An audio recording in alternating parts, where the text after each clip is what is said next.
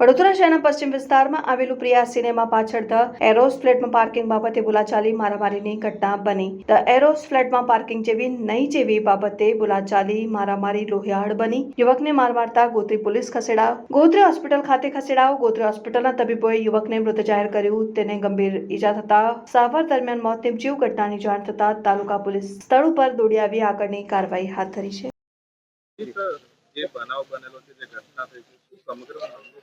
સમગ્ર મામલો એવો છે કે અક્ષય નરેન્દ્રભાઈ કુરપાણી જે ભાયલી વિસ્તારમાં રહે છે અને સોસાયટીમાં પાર્કિંગ બાબતે એ લોકોને ઝઘડો થયેલો અને 8:30 વાગ્યાની આજુબાજુ સુશીલ કુમાર સિંધે છે એમને છાતીના ભાગે એટલે કે ઉપરના ભાગે એક ચપ્પુ અથવા છરી જેવું વસ્તુ મારી અને જે તે વખતે મારેલું અને સારવાર દરમિયાન હોસ્પિટલમાં લાવતા એમનું મરણ ગયેલ છે અને હાલ એમની પોલીસ ફરિયાદ લઈ અને આગળની કાર્યવાહી ચાલુમાં છે। આરોપીને અટક કરાવી હાલ ફરિયાદ લેવાનું પ્રોસિજર ચાલુ છે અને એ બાદ એને અટકની કાર્યવાહી કરવામાં આવનાર છે।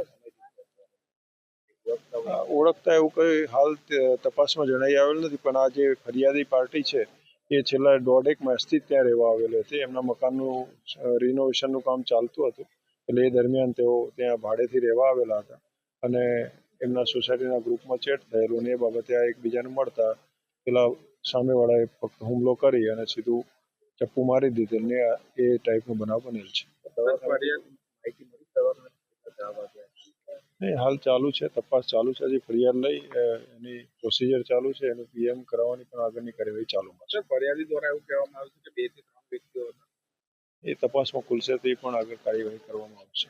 આજુબાજુના નિવેદનો લેવામાં આવશે અને એ આધારે જે પણ આરોપીઓ છે એમના વિરુદ્ધ કાર્યવાહી કરવામાં આવશે। અપ્રેલમાં પ્રિયા ટોકીઝ 4 રસ્તા પાસે આપણું 399 ફ્લેટ છે આરના, એની પાછળ જ છે એક હમણાં જ નવો ફ્લેટમાં રહેવા આવ્યો છે એક નવો વ્યક્તિ। એ વ્યક્તિ કાર નીચે લગાવે છે અને મારો ભાઈ પણ ત્યાં સામે ગાડી મેકે છે।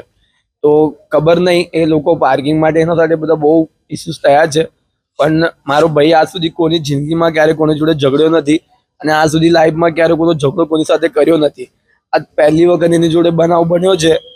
મારીમાં એને ચાકુના ઘા માર્યા છે અહીંયા છાતીમાં ને અહીંયા। એ વ્યક્તિ મારીને ભાગી ગયો છે। મેં તમારાથી એક જ રિક્વેસ્ટ માંગીશ, ખાલી એને તમારી રીતે તમે એને ફાંસીની સજા આપો, યા તો તમે ના કરી શકો તો મારા પર જોડે મેં મારા રીતે બધું કરી લઈશ। મારે એક જ કેવું મતલબ છે, મારો ભાઈ જે ભાઈ મારીને ભાગી ગયો છે એ ત્યાં પોતાનું મકાન છે કે નહીં, એ ભાડું જ છે, એ રેન્ટ પર રહે છે અને ડાયરેક્ટ મારીને ભાગી ગયો છે। મકાન માલિક કોણ છે એ અમે નથી ઓળખતા મકાન માલિકને, એ ત્યાં જ રહે છે।